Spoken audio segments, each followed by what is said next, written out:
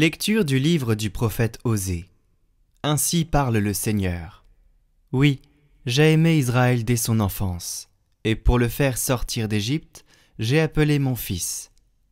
Quand je l'ai appelé, il s'est éloigné pour sacrifier aux Baals et brûler des offrandes aux idoles. C'est moi qui lui apprenais à marcher, en le soutenant de mes bras, et il n'a pas compris que je venais à son secours. Je le guidais avec humanité, par des liens d'amour. Je le traitais comme un nourrisson qu'on soulève tout contre sa joue. Je me penchais vers lui pour le faire manger. Mais ils ont refusé de revenir à moi. Vais-je les livrer au châtiment? Non, mon cœur se retourne contre moi. En même temps, mes entrailles frémissent. Je n'agirai pas selon l'ardeur de ma colère. Je ne détruirai plus Israël, car moi, je suis Dieu, et non pas homme. Au milieu de vous, je suis le Dieu saint, et je ne viens pas pour exterminer.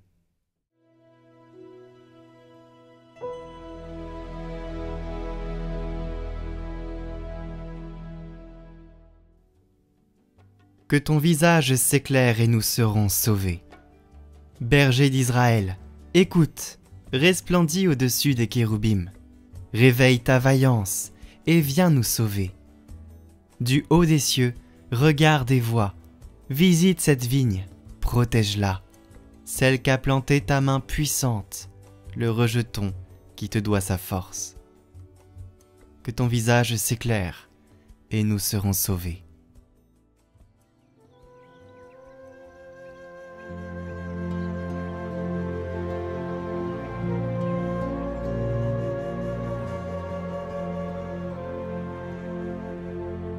Évangile de Jésus-Christ selon saint Matthieu. En ce temps-là, Jésus disait à ses apôtres : « Sur votre route, proclamez que le royaume des cieux est tout proche. Guérissez les malades, ressuscitez les morts, purifiez les lépreux, expulsez les démons. Vous avez reçu gratuitement, donnez gratuitement. Ne vous procurez ni or ni argent, ni monnaie de cuivre à mettre dans vos ceintures, ni sac pour la route, ni tunique de rechange, ni sandales, ni bâton. L'ouvrier, en effet, mérite sa nourriture. Dans chaque ville ou village où vous entrerez, informez-vous pour savoir qui est digne de vous accueillir, et restez là jusqu'à votre départ. En entrant dans la maison, saluez ceux qui l'habitent. Si cette maison en est digne, que votre paix vienne sur elle. Si elle n'en est pas digne, que votre paix retourne vers vous. Si l'on ne vous accueille pas, et si l'on n'écoute pas vos paroles, sortez de cette maison ou de cette ville, et secouez la poussière de vos pieds. Amen, je vous le dis, au jour du jugement, le pays de Sodome et de Gomorrhe sera traité moins sévèrement que cette ville.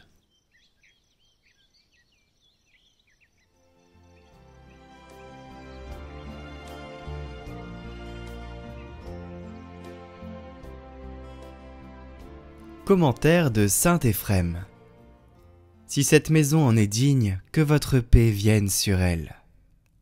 À la maison dans laquelle vous entrerez, dites d'abord « Je te salue », paix à toi, pour que le Seigneur lui-même y entre et y séjourne comme auprès de Marie.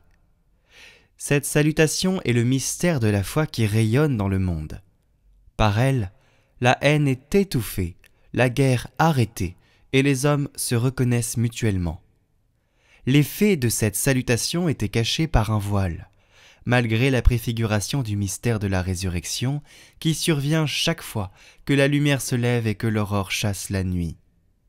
À partir de ce moment où le Christ a envoyé ses disciples pour la première fois, les hommes ont commencé à donner et à recevoir cette salutation, source de guérison et de bénédiction. Cette salutation, avec sa puissance cachée, suffit amplement pour tous les hommes.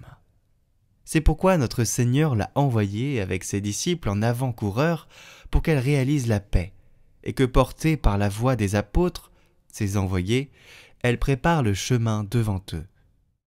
Elle était semée dans toutes les maisons, Elle entrait dans tous ceux qui l'entendaient pour séparer et mettre à part ses enfants qu'elle reconnaissait. Elle restait en eux, mais dénonçait ceux qui lui étaient étrangers, car ils ne l'accueillaient pas. Cette salutation de paix ne tarissait pas, jaillissant des apôtres dans leurs frères, dévoilant les trésors inépuisables du Seigneur. Présente en ceux qui la donnaient et en ceux qui l'accueillaient, cette annonce de la paix n'en subissait ni diminution ni division. Du Père, elle annonçait qu'il est près de tous et en tous. De la mission du Fils, elle révélait qu'il est tout entier auprès de nous, auprès de tous, même si sa fin est auprès de son Père. Elle ne cessa pas de proclamer que les images sont désormais accomplies et que la vérité chasse enfin les ombres.